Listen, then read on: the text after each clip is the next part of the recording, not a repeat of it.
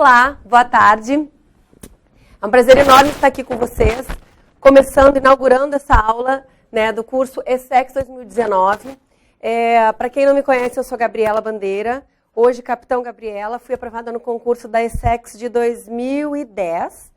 Depois de longos 3 anos estudando, muito, anos estes que não me trazem nenhum arrependimento, pelo contrário, se tiver que fazer de novo, eu faria tudo de novo para estar onde eu estou.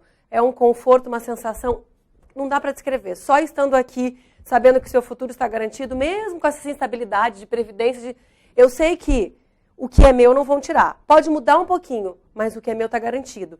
E nesse contexto é uma sensação que traz uma paz emocional que vale a pena todo o estudo, todas as horas perdidas, porque estudo nunca é hora perdida, né? A gente deixa de estar fazendo alguma coisa que naquele momento dá uma sensação de poxa, eu podia estar com meu filho, eu podia estar com meu marido, namorado, seja o que for. Vai valer a pena, acreditem em mim. Eu acho que quando a gente para pensar que os futuros, né, alunos da Escola de Saúde do ano que vem podem estar aqui dentro, dá uma emoção. E podem estar mesmo. A gente vê, não sei se vocês tiveram contato, provavelmente sim, mas olhem as estatísticas dos últimos anos, né, dos concursos, dificilmente não sai alguém daqui. Então, eu acho que aí vocês podem buscar um pouco de estímulo para essa longa trajetória. Para quem não me conhece, né, eu estou aqui porque eu quero, faço isso por tesão, não é o dinheiro. Eu adoro estar aqui, eu adoro acompanhar. Quem me conhece, eu acho, pelo assim, não sei, pelo que eu estou vendo, não me lembro dos rostinhos conhecidos. Eu acho que o Felipe é o único que me conhece aqui. A não ser que por online e tal. Mas, assim, eu gosto de estar aqui. Eu faço isso por prazer. Eu estava aqui com uma barriga desse tamanho, com 39 semanas, porque eu queria estar aqui. E, mais uma vez, eu estou aqui para ajudar vocês. Então, eu amo quando eu recebo um e-mail dizendo, poxa, passei, obrigada, você fez parte disso, ou não passei, estou desesperada, me ajuda. Eu adoro, eu quero ajudá-los. Então, no final da aula, eu sempre coloco o meu e-mail. Infelizmente, eu não posso colocar meu WhatsApp, porque eu dou muitas aulas, então eu não ia ter muita vida. E eu tenho um bebezinho de 1 ano, mas o e-mail, assim que eu posso, eu respondo. E estou aqui para, mais uma vez, ajudá-los. Dito isso, eu vou participar desse curso com vocês nas aulas de prótese e de farmacologia, tá? Como vocês devem imaginar, eu sou protesista e odontogeriatra, e por ter uma farmacologia muito, como é que eu vou ser justa, insuficiente, eu diria, na faculdade, eu comecei a correr atrás loucamente, porque foi um assunto que sempre me interessou, e comecei a estudar por conta própria e me apaixonei pela farmacologia. E eu sei que é um assunto, é uma disciplina que normalmente traz uma certa distância, justamente porque a gente não tem, em geral, uma farmacologia muito bem dada na faculdade. Então, a gente fica naquela distância. É aquela história, né? O protesista sabe da prótese, o endo sabe da endo, cada um sabe da sua especialidade, a farmaco está ali no meio, é do buco. Não tem isso. Na verdade, a farmacologia para concurso, na área de odontologia, é uma farmacologia, graças a Deus, relativamente rasa. A gente não precisa se aprofundar muito, mas a gente precisa conhecer, pelo menos, o que está sendo dito ali. Porque é a questão que diferencia. É uma questão que diferencia, sem a mínima dúvida. Quando cai questão de farmacologia, o nível de acertos não é alto. Eu sei porque eu já participei da formulação dessa prova e eu sei como é que funciona. Bota uma de farmacologia que vai lascar, quebra metade dos candidatos. E é assim que funciona. Então, todo professor vai puxar a sardinha para a sua área. Mas, de qualquer forma, eu quero dar devida ênfase a vocês. Não deixem a matéria de farmacologia, assim como qualquer outra, mas assim, especificamente não deixem acumular. Tiveram aula hoje vai ser uma aula de farmacologia básica, que a princípio a gente olha e fala, não, agonista, o que é isso, antagonista? Gente, essa base é importante.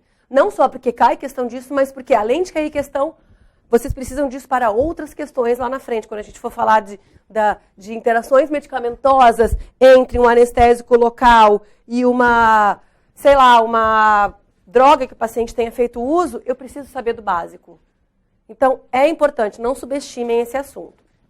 Bom, toda vez que a gente fala de um concurso, a gente tem que saber exatamente o que o edital daquele concurso preconiza. Não adianta a gente estudar loucamente, muito volume, sem ser objetivo. Eu estou falando isso porque eu passei exatamente por isso. No meu primeiro ano, eu estudava 8, 10 horas por dia. Pergunta se eu passei para um concurso. Nem perto. Porque eu estudava loucamente, sem conhecer, sem saber aonde eu estava pisando. Então, assim, uma coisa que eu digo para vocês de cara, antes de começar a falar de qualquer assunto, Vocês vão prestar um concurso para uma prova? Estudem o edital. É a receita do bolo. Não tem como fazer uma receita de cozinha se eu não conhecer. Se eu quero fazer uma receita específica e eu não sei os ingredientes, eu não sei como fazer, não vai dar certo. Eu preciso conhecer aquilo. O desconhecido traz mais medo, traz mais apreensão. Mas quando, por outro lado, quando eu conheço, eu fico mais à vontade. E mais à vontade a gente consegue aplicar melhor os nossos conhecimentos. Vamos lá, David, minha água, pelo amor de Deus. Eu falo isso e agora eu justifico. Por que eu estou dizendo isso? Essa aula é específica. Quando a gente fala de farmacologia, nesta prova da ESSEX, a gente fala de 3 livros. Andrade, que, entre aspas, seria a Bíblia da farmacologia em qualquer concurso de odontologia, nos últimos concursos de odontologia, se a gente for olhar TRF, se a gente for olhar as Forças Armadas, se a gente for olhar a Prefeitura, sempre tem o livro do Andrade. É um livro pequeno, é um livro que, atualmente, a edição que tem caída é de 2014, mas a edição anterior, de 2004, não tem grandes modificações. Ela pode ajudar, se a gente só tiver esse disponível, ele pode ajudar. Se a gente vir questões de 2004, não desprezem essas questões, porque não tem grandes diferença. O que tiver de diferença, eu vou comentando aqui ao longo do curso.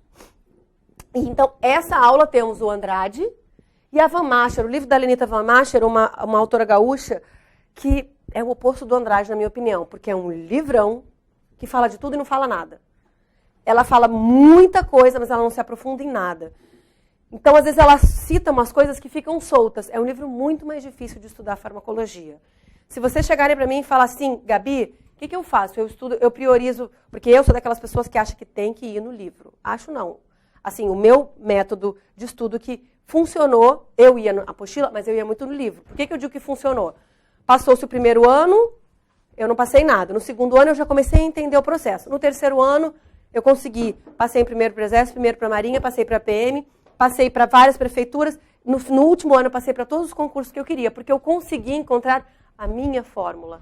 A minha fórmula não é igual a de vocês. Então, é importante que cada um consiga encontrar a sua fórmula. É claro que, de uma forma geral, existem coisas que a gente aplica para todo mundo. Exemplo, aprender a fazer questão aplica-se para todo mundo, é extremamente necessário. Conhecer o perfil de cada prova é extremamente necessário. Exemplo, eu vou voltar para cá, para a bibliografia, tá, gente? Mas, de qualquer forma, a gente pega a prova da Escola de Saúde e a gente pega a prova da FAB, por exemplo. Lá na FAB, existe uma banca, por mais que até seja interna ou externa, né, a gente não sabe tão bem assim, mas enfim, existe uma banca de profissionais que estão destinados a fazer aquela prova, a compor aquela prova, assim como na Marinha. Então, aqueles profissionais estão ali sentados, dedicados exclusivamente para aquilo. No Exército, não. No Exército, as pessoas têm as suas funções e recebem uma missão de montar número X de questões para X bibliografia. Depois, vocês todos que receberam essa missão enviam essas questões para a Escola de Saúde e aqui vai ser compilada essa prova.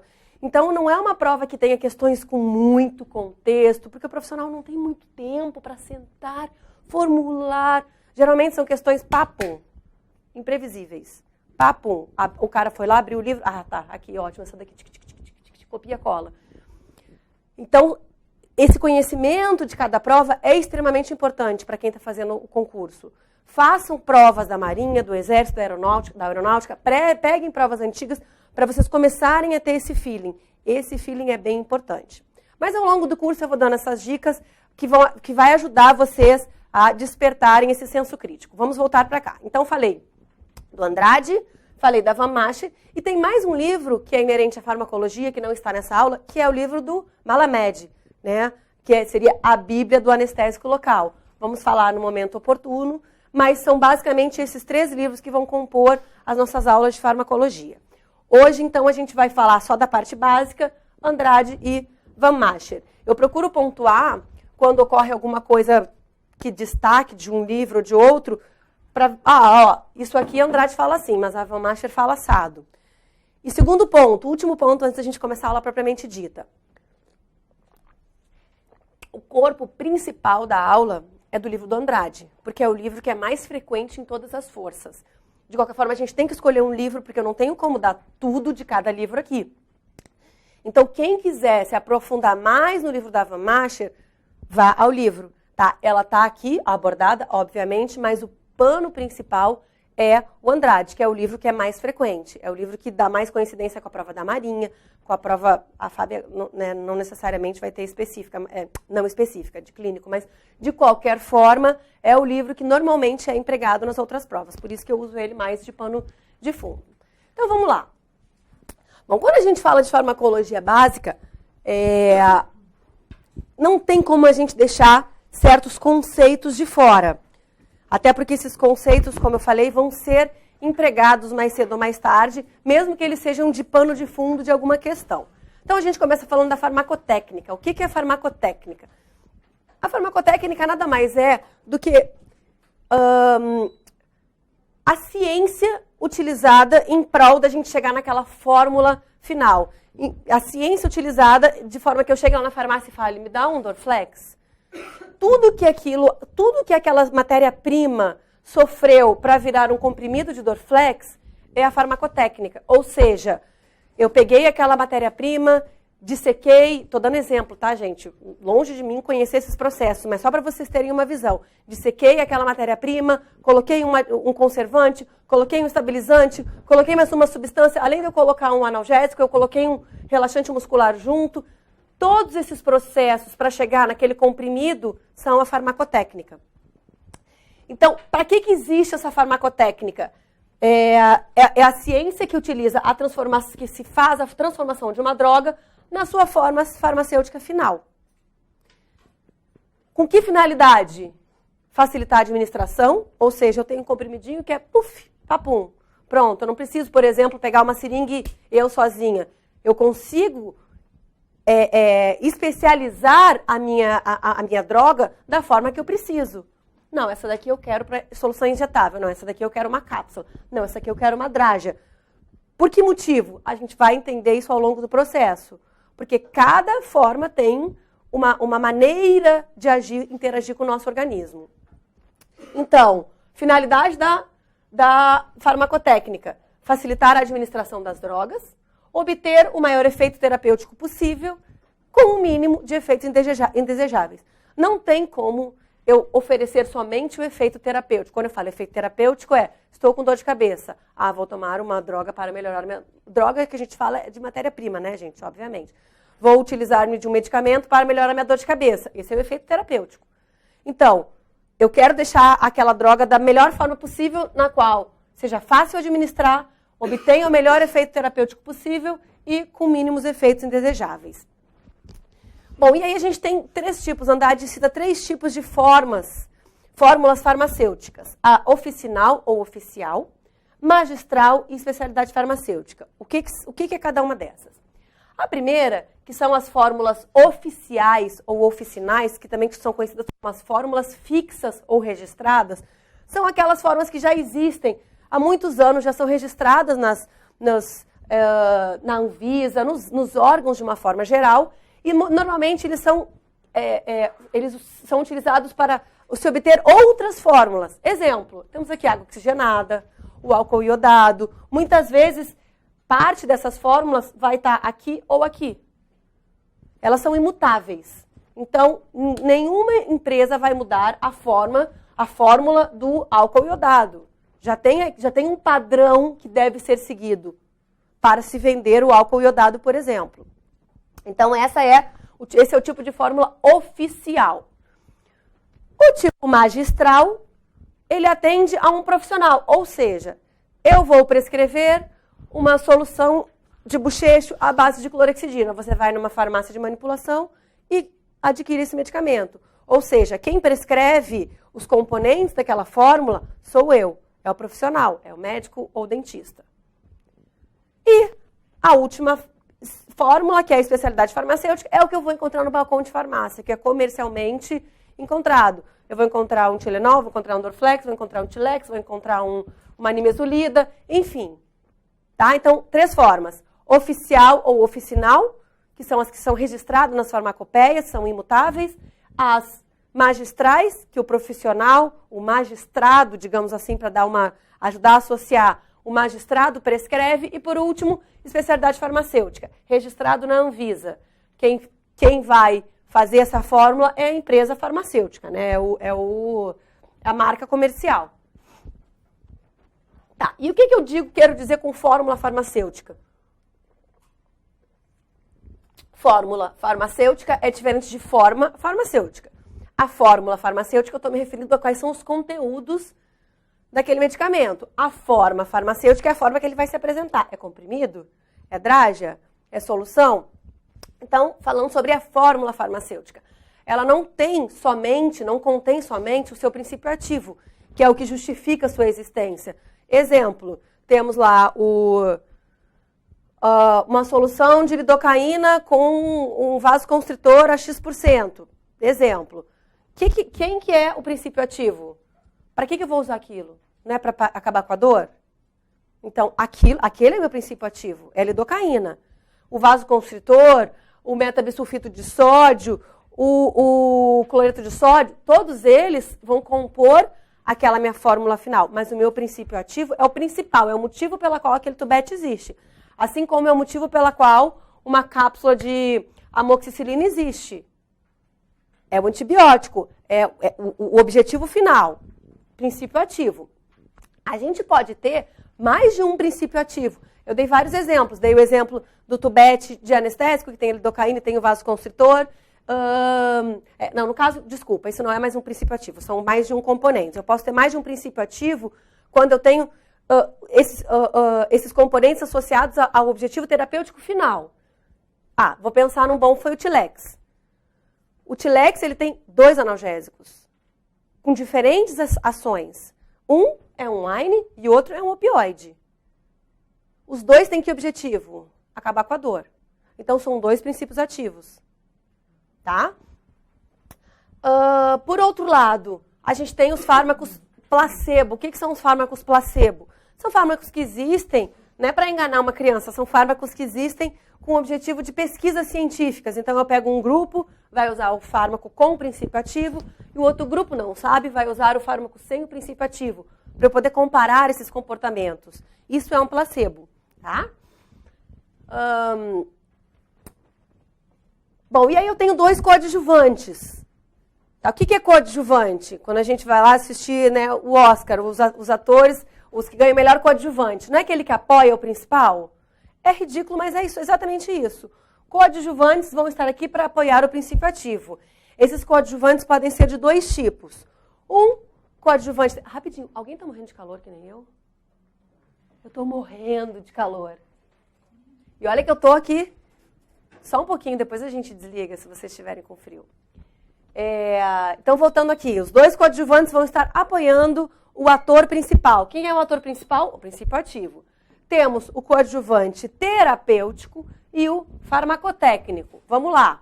Qual a diferença entre um e outro? Sem nem ler, olhem para mim aqui. Vamos pelo nome, tá? Vamos decorar o mínimo possível, vamos entender o máximo. Coadjuvante terapêutico. O que é o efeito terapêutico? É o que eu espero daquele fármaco, não é no caso da dor de cabeça, é melhorar a dor. Então, se eu tenho um coadjuvante terapêutico, significa que é alguém que vai apoiar o principal com o objetivo de melhorar a dor. Concordam comigo? Então, vamos lá. O próprio anestésico local. A gente acrescenta um vasoconstritor para quê? Todos os anestésicos locais, exceto um, são bastante vasodilatadores. Se eles são vasodilatadores, significa que rapidamente vai chegar bastante corrente sanguínea, rapidamente a minha corrente circulante vai tirar aquele anestésico local dali.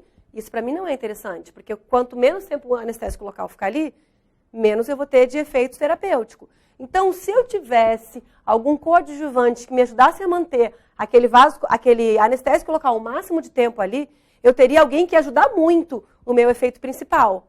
Nesse caso, é um coadjuvante terapêutico. O vasoconstritor funciona como um coadjuvante terapêutico, ou seja, a sua presença ali faz com que ocorra uma vasoconstrição que prolongue a presença daquele anestésico local naquela região. Tá? Por outro lado, o farmacotécnico, a coadjuvante farmacotécnico. O que a gente falou que a farmacotécnica é? É tudo que é feito para que a gente tenha aquela forma final, ou seja, aquela fórmula final. Ou seja, é tudo que vai me auxiliar a, por exemplo, eu conseguir aquele comprimido. Se eu for colocar um coadjuvante que ajude a secar mais aquela fórmula e deixar aquilo bem comprimido e seco, por exemplo, ele é um coadjuvante farmacotécnico. Outro exemplo é numa solução. Se eu consigo numa solução colocar algum componente que dissolva bem aquilo lá e deixe aquele princípio ativo todo bem dissolvido no meu líquido, lá na minha solução, ele é um coadjuvante farmacotécnico. Por quê? Ele está me ajudando a dissolução, ele está me ajudando aquela forma final. Ele não tem nada a ver com efeito, claro que indiretamente ele vai ter com efeito terapêutico, mas o objetivo dele estar ali não é diretamente associado ao efeito terapêutico, e sim aquela forma final. Ele ser um comprimido, ele ser uma cápsula, ele ser uma drágia, ele ser um elixir. Daqui a pouco a gente vai falar sobre tudo isso. Tá? Entenderam bem a diferença?